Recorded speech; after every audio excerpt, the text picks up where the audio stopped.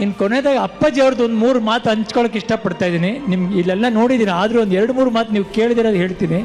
ಅಪ್ಪಾಜಿ ಅವ್ರು 3ನೇ ಪಿಕ್ಚರ್ 4ನೇ ಪಿಕ್ಚರ್ ಮಾಡಬೇಕಾದ್ರೆ ಒಟ್ಟಿಗೆ 3-4 ಪಿಕ್ಚರ್ ಬಂತಂತೆ. ನಿರ್ಮಾಪಕರು 3-4 ನೆನಪು, ಅಣ್ಣ ಇಷ್ಟು ಕೊಡ್ತೀವಿ ದುಡ್ಡು, ಇಷ್ಟು ಕೊಡ್ತೀವಿ ದುಡ್ಡು, ಈ ಪಿಕ್ಚರ್ ಮಾಡಿ ಆ ಪಿಕ್ಚರ್ ಮಾಡಿ. ಅವರ ದುಡ್ಡು ಬಿಡ್ರಿ, ಊಟ ಏನು ಕೊಡ್ತೀರಾ ಹೇಳಿ ಅಂತ. ಆಗೆಲ್ಲ ಏನು ಮಾಡೋರಂತೆ, ಬೆಳಿಗ್ಗೆ ಟಿಫನ್ಗೆ 2 ಇಡ್ಲಿ ಮೇಲೆ ಕೊಡಲ್ವಂತೆ, ಒಂದು ಪೊಟ್ಟಣದಲ್ಲಿ ಕಟ್ಬಿಟ್ಟು ಕೊಡೋರಂತೆ.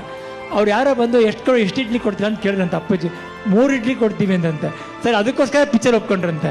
ನಮ್ಮ ತಂದೆಯವ್ರು ಹೇಳಿದ ಮಾತಿದು, 3 ಇಡ್ಲಿಗೋಸ್ಕರ ಒಪ್ಕೊಂಡಕ್ಕಂತ.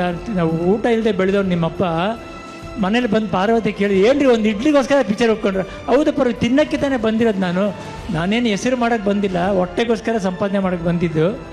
ಜನ ನನ್ನ ಕರ್ಕೊಂಡು ಹೋಗ್ತಾರೆ, ಒಂದು ಇಡ್ಲಿ ಎಕ್ಸ್ಟ್ರಾ ಕೊಡ್ತಾರಂತ ಪಿಕ್ಚರಲ್ಲಿ ಮಾಡೋಕ್ಕೆ ಹೋದ್ರಂತೆ. ಅದೇ ಥರ ಅವರು ಪ್ರೊಡಕ್ಷನ್ ಮಾಡಿದ್ಮೇಲೆ ಅಮ್ಮನಿಗೆ ಹೇಳಿದ್ರು, ಎಲ್ರಿಗೂ ನಮ್ಮ ಇಡೀ ಎಲ್ಲ ಯೂನಿಟ್ಗೂ ಇಲ್ಲಿಂದನೇ ಅಡುಗೆ ಮಾಡಿಸೋಂತ. ಅಮ್ಮ ಹೇಳಂದ್ರಿ, ನಾವು ಸಂಪಾದನೆ ಇಲ್ಲಿಗೆ ಖರ್ಚು ಮಾಡಿದ್ರೆ ಆಮೇಲೆ ನಾವೆಲ್ಲ ಅಡುಗೆ ಕೆಲಸ ಮಾಡೋಣ ನಡಿ, ನಾನು ಸೇರ್ಕೊತೀನಿ, ಅಡುಗೆ ಮಾಡ್ಕೊಂಡೆ ಜೀವನ ಮಾಡೋಣ ನಡಿ ಅಂತ ಹೇಳಿದ್ರಂತೆ.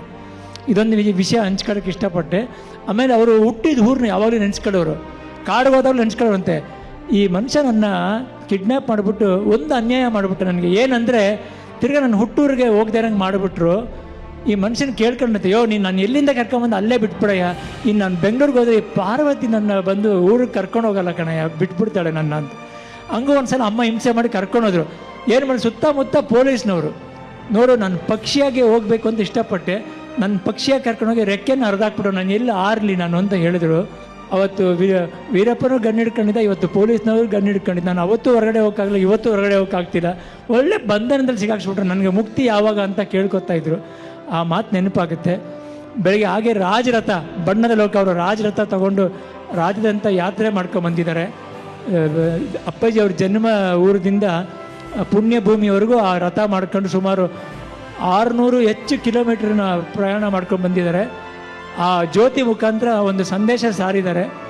ಎಲ್ಲಾದರೂ ಇರು, ಎಂತಾದರೂ ಇರು, ನೀನು ಕನ್ನಡದಾನ ಆಗಿರುತ್ತೆ, ಕನ್ನಡ ಜಾಗೃತಿಗೊಳಿಸಿ ಹಾಗೂ ನಿಮ್ಮ ನೇತ್ರ ದಾನ ಮಾಡಿ, ರಕ್ತದಾನ ಮಾಡಿ ಅಂತ ಒಂದು 3 ಸಂದೇಶನ ಹೇಳ್ಕೊಂಬಂದಿದ್ದಾರೆ.